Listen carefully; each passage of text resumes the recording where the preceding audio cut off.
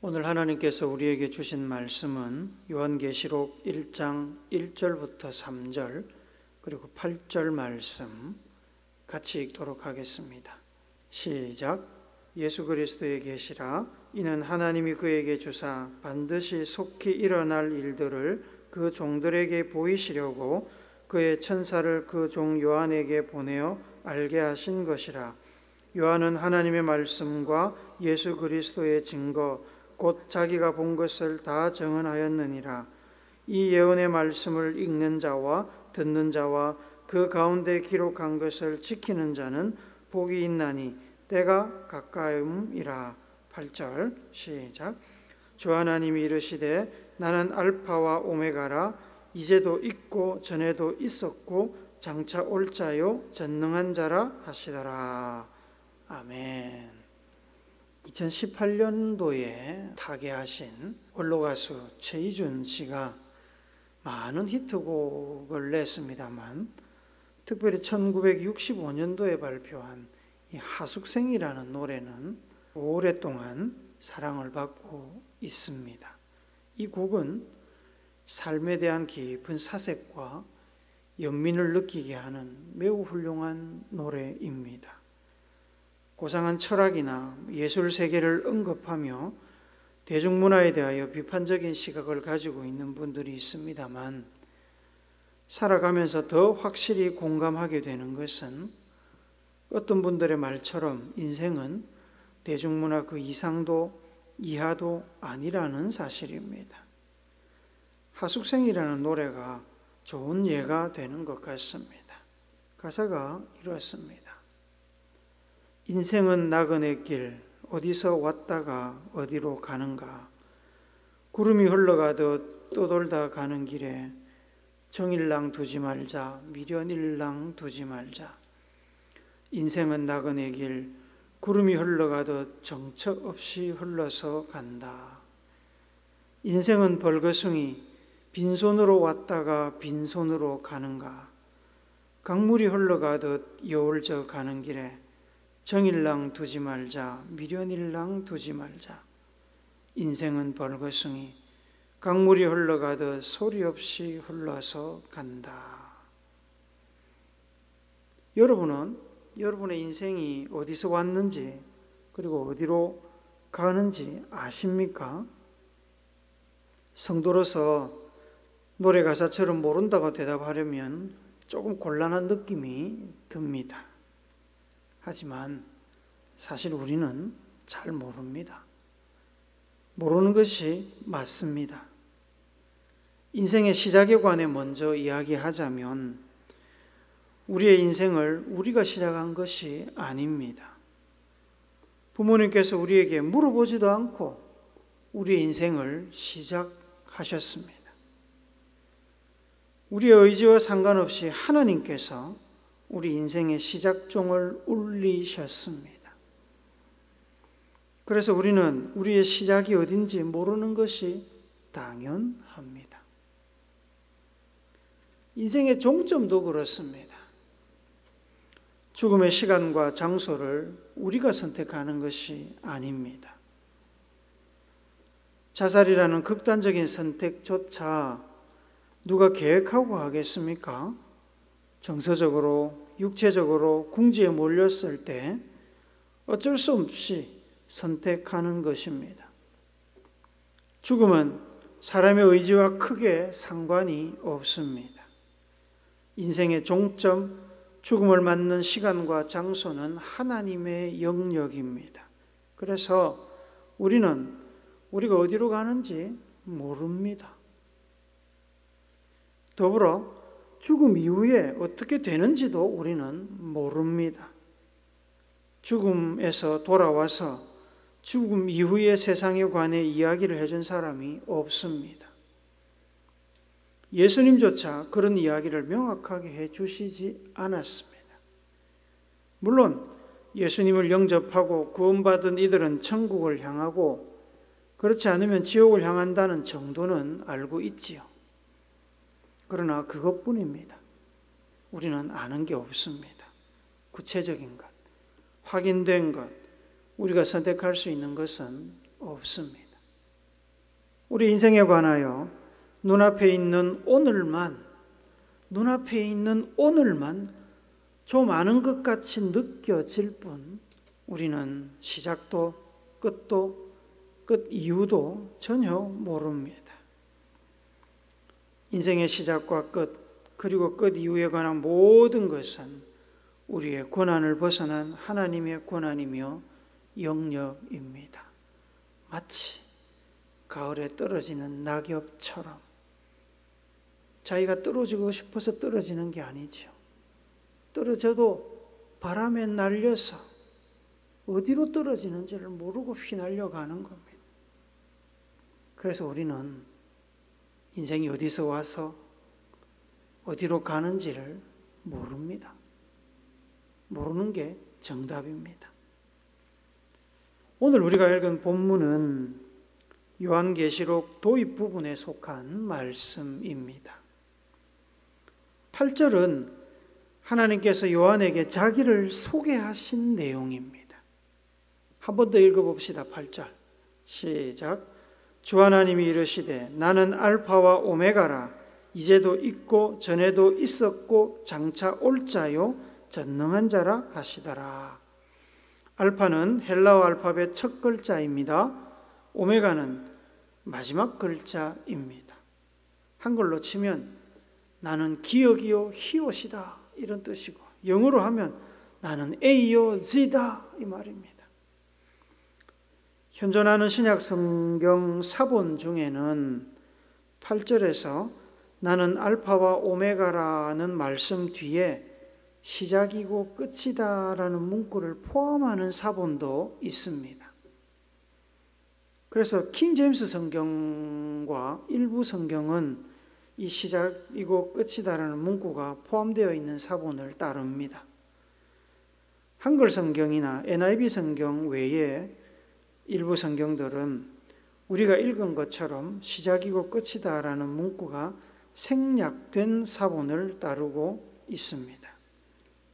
하나님은 알파이시고 오메가이십니다.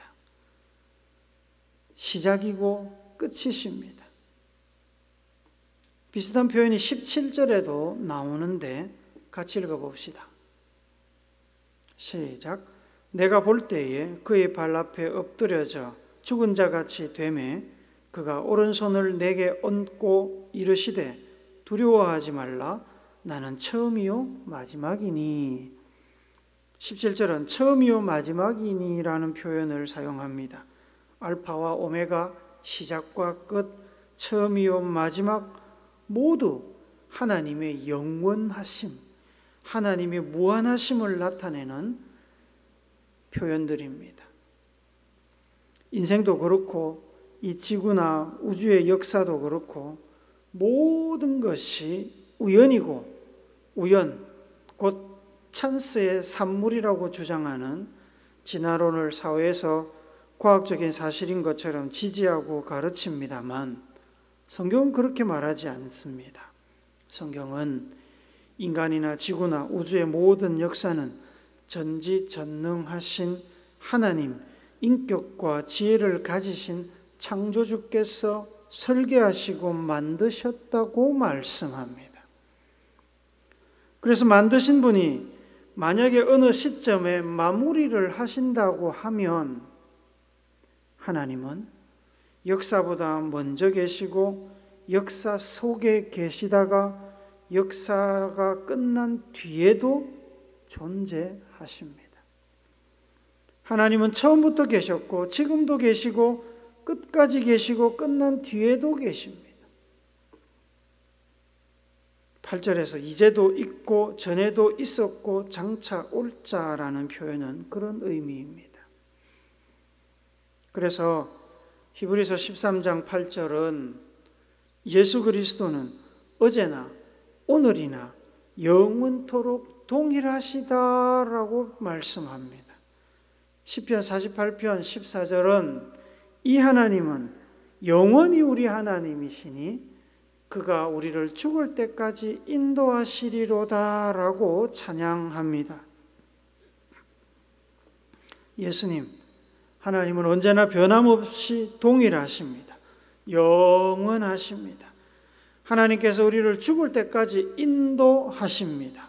그러면 죽고 나면 모른 척 하십니까? 아니지요. 죽고 나면 우리가 하나님 나라, 하나님의 보좌 앞에서 영원히 살 것이기 때문에 인도할 필요가 없는 거죠.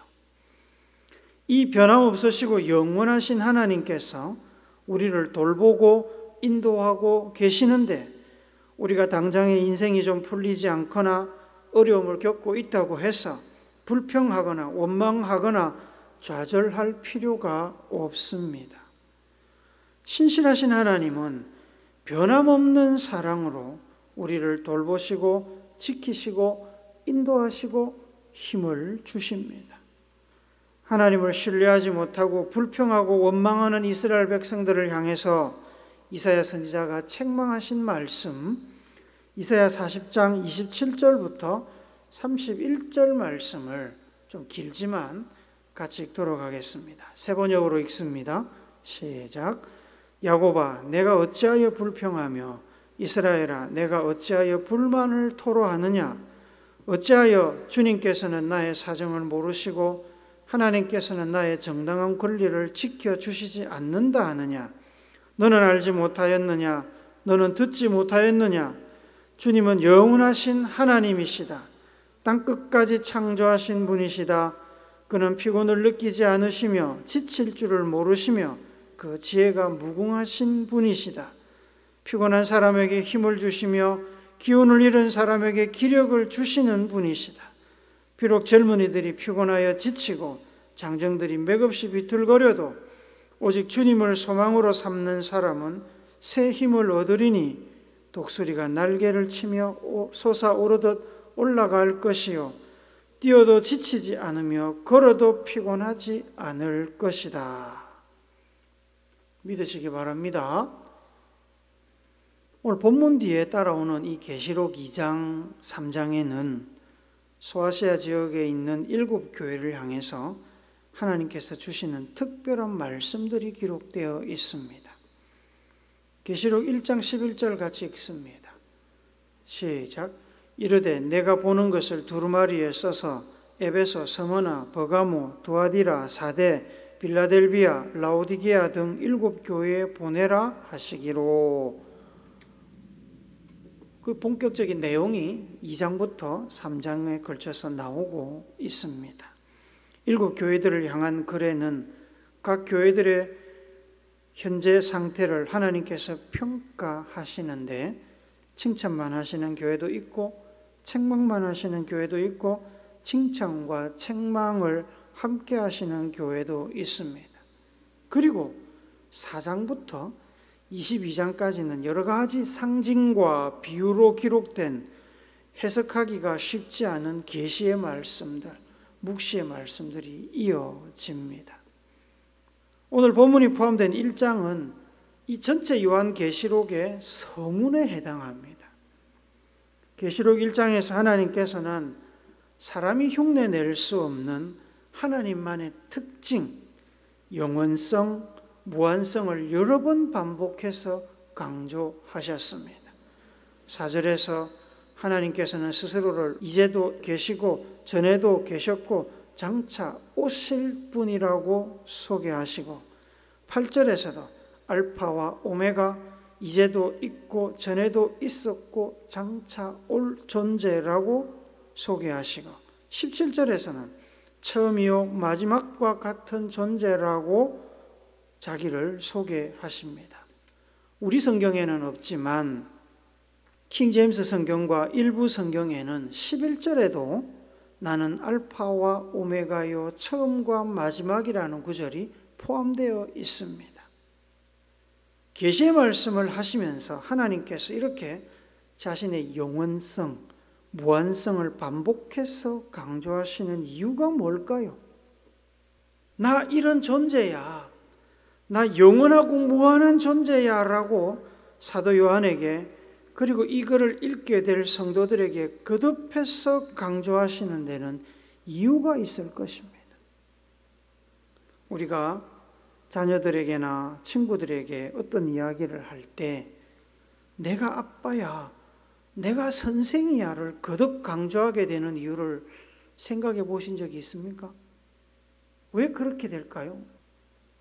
딱히 좋은 예는 아닙니다만 영화에 보면 가끔 은행을 트는 강도들의 이야기가 나옵니다. 은행 강도들이 총을 들고 은행에 들어가서 제일 먼저 하는 일이 뭔지 아십니까? 총을 높이 들어 보이면서 공중을 향해 총을 쏘거나 혹은 누군가 한 사람을 향해 본보기로 총을 쏩니다. 왜 그렇게 할까요? 은행 안에 있는 사람들을 죽일 수 있는 힘과 능력을 강도들이 가지고 있다는 걸 보여주는 겁니다. 강도들의 존재감을 드러내어 주는 겁니다.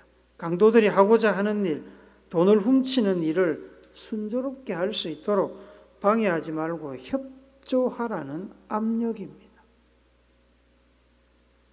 하나님께서 요한을 통해 계시의 말씀을 하기 전에 1장에서 자신의 영원성 혹은 무한성, 자신의 존재감을 계속해서 강조하시는 이유도 비슷합니다. 지금 요한이 받아 적어서 전달하고자 하는 내용이 어떤 내용이든 그것이 단순히 요한의 말이 아니라 영원하시고 무한하신 창조주, 전능하신 하나님이 주시는 말씀임을 잊지 말고 받아들이라는 겁니다. 계시록 1장 1절 2절 한 번 더 읽습니다. 시작. 예수 그리스도의 계시라. 이는 하나님이 그에게 주사 반드시 속히 일어날 일들을 그 종들에게 보이시려고 그의 천사를 그 종 요한에게 보내어 알게 하신 것이라. 요한은 하나님의 말씀과 예수 그리스도의 증거 곧 자기가 본 것을 다 증언하였느니라. 요한은 본 것을 기록해서 전달하는 사람일 뿐입니다. 요한이 창작한 글이 아닙니다. 예수 그리스도 하나님의 아들이시자 하나님이신 분이 주신 계시의 말씀입니다. 계시는 영어로 disclosure, revelation, manifestation 등으로 번역이 됩니다. 드러낸다, 폭로한다, 감추어지고 드러나지 않은 것, 잘 볼 수 없는 것을 끄집어내서 보여주는 행위입니다. 그것이 계시록 레벨레이션입니다.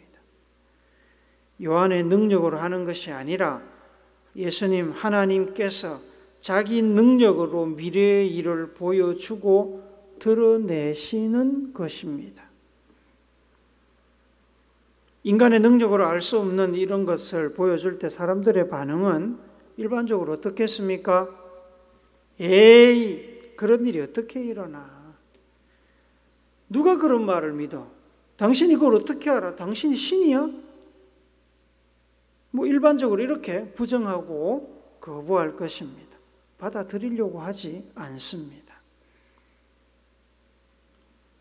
믿음이 있는 사람들조차 그렇습니다.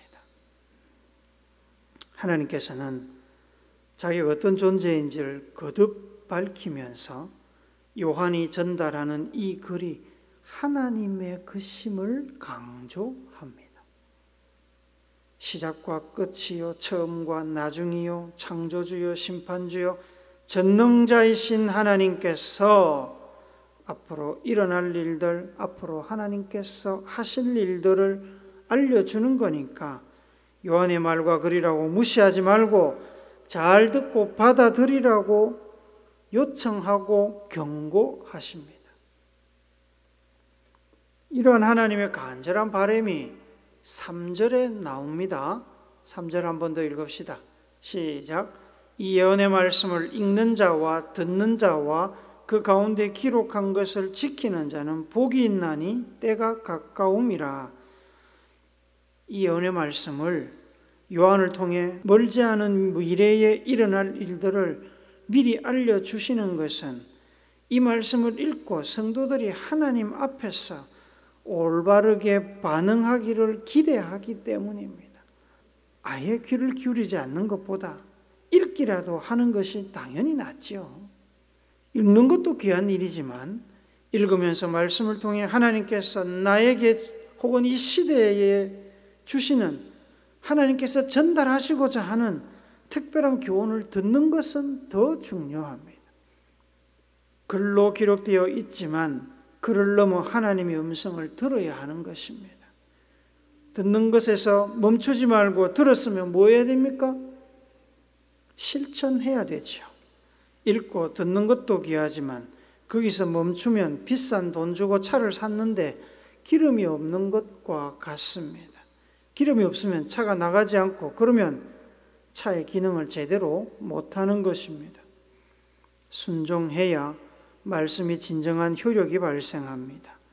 하나님께서 요한을 통해 말씀을 전달하신 목적이 우리가 순종할 때만 비로소 이루어지는 것입니다. 하나님의 말씀을 읽다 보면 어디 좋은 소리만 있겠습니까? 책망의 소리, 경고의 소리도 있을 것입니다. 우리의 마음을 불편하게 하시는 말씀도 있습니다. 그것을 기분 나쁘다고 외면해버리면 말씀을 주신 하나님의 긍휼, 말씀을 전달하는 사도 요한의 노력이 헛것이 되는 겁니다. 하나님은 너그러우신 분입니다. 용서하기를 기뻐하시는 분입니다. 언제든지 하나님께로 돌아오라고 말씀하십니다. 그래서 우리가 형편이 어떻든 처지가 어떻든 우리가 어떤 죄를 지었든 빨리 돌아와서 회개하고 말씀을 들으라고 하십니다. 그렇게 해서 준비해야 됩니다. 전능하신 하나님, 알파와 오메가, 처음과 나중 되신 하나님을 의지하며 하나님께서 경고하신 일들을 대비해야 합니다. 예수님께서는 누가복음 12장 40절에서 이런 말씀하셨습니다. 같이 읽습니다. 시작.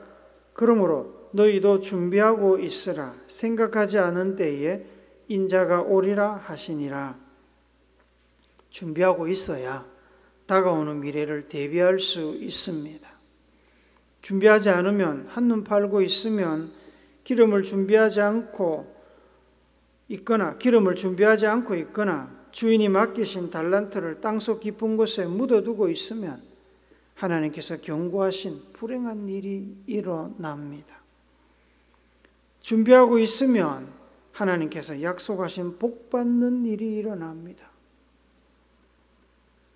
신뢰하기 힘든 사람이나 존재를 의지하면 곤란합니다. 우리가 빠듯한 월급에서 매달 그 많은 돈을 떼어서 국민연금에 넣는 이유가 뭡니까? 은퇴 이후의 삶을 대비하는 것입니다. 은퇴 이후에 직장을 그만두고 소득이 사라지는 것을 대비하는 겁니다. 소득의 상위 몇 프로 부자를 제외하면 대부분의 국민들은 국민연금이 은퇴 이후의 유일한 소득 수단이 됩니다. 국민연금에 대한 잡음이 계속 나오고 있습니다. 문제는 간단합니다. 국민연금을 수령할 사람과 금액은 자꾸만 늘어나는데 모아둔 연금이 점점점 부족해지기 때문입니다. 이 국민연금이 나라에서 운영하는 것이고 나라에서 지급을 보장하는 것임에도 불구하고 국민연금의 고갈에 대한 경고음이 계속 울리고 있어서 무조건 믿고 안심할 수 없습니다. 하지만 하나님의 말씀은 100% 믿을 수 있습니다.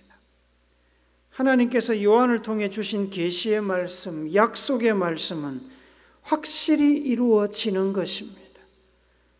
제발 믿고 순종해서 심판을 피하고 영생을 누리는 천국 백성이 되기를 하나님은 소원하십니다.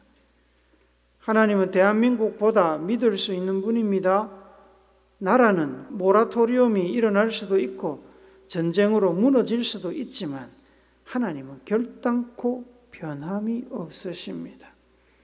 시작이며 끝이신 영원하시고 전능하신 분입니다. 요한에게 계시의 말씀을 주신 분은 반드시 그 말씀대로 이루시는 분임을 잊지 말고 주신 말씀에 귀를 기울여서 읽고 듣고 순종하시기 바랍니다. 사랑하는 우물교회 성도 여러분, 하나님은 알파와 오메가, 처음과 끝, 시작과 마지막이 되시는 분입니다. 하나님은 새마을 금고나 대한민국 혹은 미국 대통령보다 더 확실히 믿을 수 있는 분입니다. 인생은 나그네 길, 어디서 왔다가 어디로 가는가? 우리는 우리의 인생이 어디서 왔는지 어디로 가는지 알 길이 없지만 우리 앞서 계셨고 지금도 계시고 우리 뒤에도 계실, 그리고 언젠가 스스로 시작하신 역사를 마무리하러 이 땅에 다시 오실 예수님께서는 우리의 출발과 끝을 아십니다. 우리가 어디로 가야 할지도 무엇을 해야 할지도 아십니다. 아실 뿐만 아니라 인도해 주십니다. 우리의 갈 길을 이 하나님의 말씀 속에 기록해 놓으셨습니다. 하나님의 말씀을 읽으십시오. 말씀을 들으십시오. 순종하십시오. 미래를 대비하여 현재 여러분이 해야 할 일이 무엇인지 분별하고 행동으로 옮기십시오. 그리하여 미래를 준비하며 하나님의 뜻을 성취해가는 복된 성도들이 되시기를 알파와 오메가 되시며 다시 오실 예수님의 이름으로 축복합니다. 아멘.